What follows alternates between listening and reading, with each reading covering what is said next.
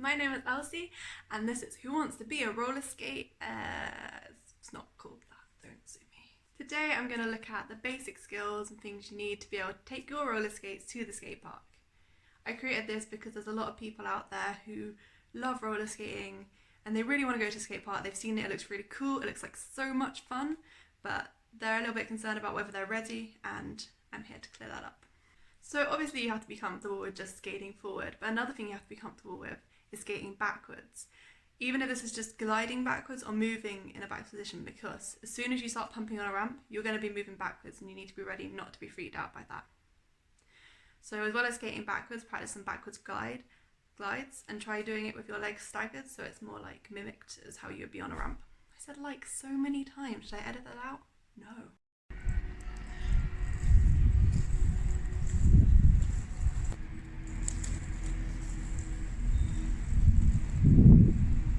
Another thing, it's really handy to be able to use your toe stops confidently. Not only are toe stops great for all sorts of tricks and steadying yourself when you drop in, but they save you when you mess it up a little bit and you slide backwards. So it's really helpful for that.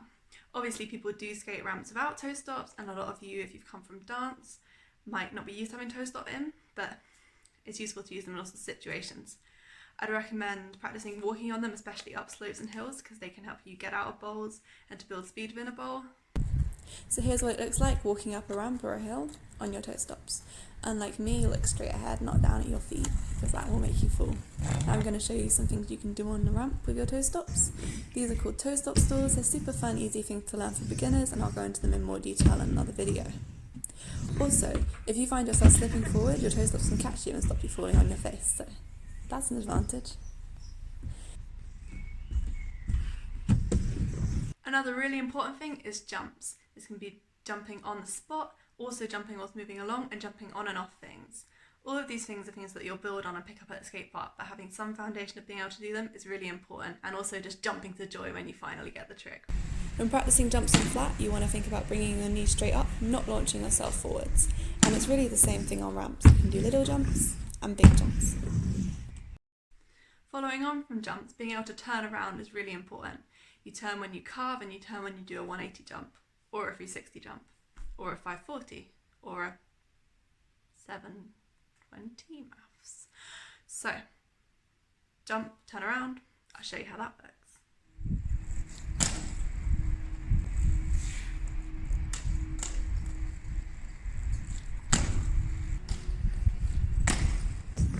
Jumping on the ramp 180 is very similar to doing it on the flat, although it may look daunting now. It's all about timing, and I'll explain it in another video. So once you're happy with the basics of those things, you can pretty much just rock up to the skate park. Come on roller skates, let's go! But if you're still here because you're in your bedroom and there isn't a skate park here, then it's time to think about what gear you have. At the skate park, most people will have skates with heels. Heels are really great because they make you have a forwards posture, and you're less likely to fall backwards, and it helps you landing jumps and all sorts of things.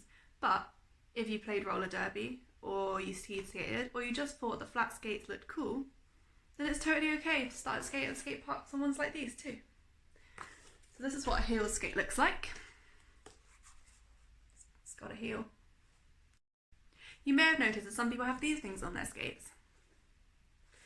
These are grind blocks. They help you slide along the coping.